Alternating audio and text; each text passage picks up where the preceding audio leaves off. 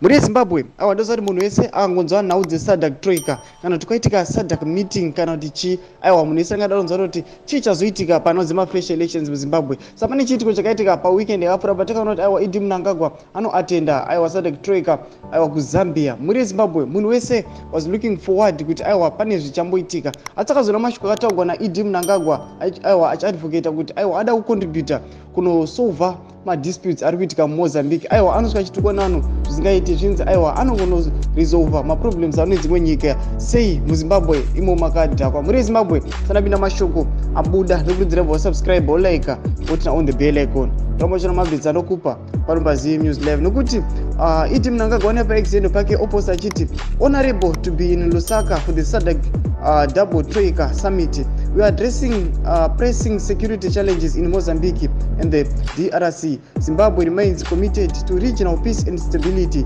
Together we will find solutions to for a brighter future. But #SADC no mashoko anotaurwa naIdi Mnangagwa aya. Achingopedza kuposta tinoona vanhu vanouya vachipindura kuposta yake vachiti rigging master Idi Mnangagwa.